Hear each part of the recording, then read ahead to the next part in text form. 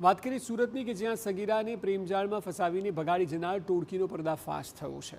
સુરતના ઈચ્છાપુર વિસ્તારમાં સગીરાને પ્રેમજાળમાં ફસાવી તેની સાથે શારીરિક સંબંધ બાંધી ફરાર થયેલા મુખ્ય આરોપી સહિત કુલ 5 શખ્સોને પોલીસે ઝડપી પાડ્યા।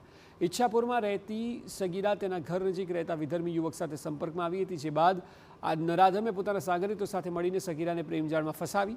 આરોપીએ અવારનવાર સગીરા સાથે શરીર સંબંધ બાંધ્યો અને છેવટે તેને ભગાડી ગયો છે અને પગલે સગીરાના પરિવારે ફરિયાદ નોંધાવી, જે બાદ પોલીસે ગણતરીના કલાકોમાં દુષ્કર્મ ગુજારનાર આરોપી અને તેના સાગરીતો સહિત 5ની ધરપકડ કરી લીધી છે।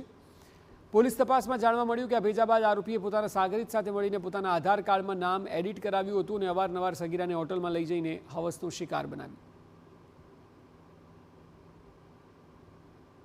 आधार कार्ड है उसमें एडिटिंग, उसका नाम साजिद से चेंज करके अभिषेक गुप्ता कर दिया था। वो एडिटिंग करने का काम अभय कुमार प्रदीप शर्मा ने किया था, जिसकी वजह से होटल में रूम में जाए तो उसको एक मुस्लिम नाम है, लड़का है और लड़की है तो प्रॉब्लम ना हो, इसके लिए उसने अभिषेक गुप्ता का नाम वहाँ पे एडिट कर दिया है। ઈચ્છાપુર પોલીસની ટીમે ટેકનિકલ એનાલિસિસ અને હ્યુમન સોર્સની મદદથી તપાસ શરૂ કરીને આરોપી વતન ફરાર થાય તે પહેલાં તેને ઝડપી પાડ્યો।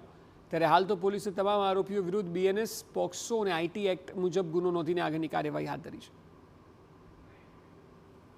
जो आरोपी है उसका हमने एक स्कोप में चेक किया है, पर उसके खिलाफ अभी तक और कोई ऑफेंस रजिस्टर हुआ हमें पता नहीं चला है, पर फिर भी उसके गांव और उसके शहर में तपास चालू है। अगर उसके खिलाफ कोई और भी गुना रजिस्टर हुआ होगा तो उसमें भी जामीन कैंसिलेशन वगैरह की हम कार्रवाई करेंगे।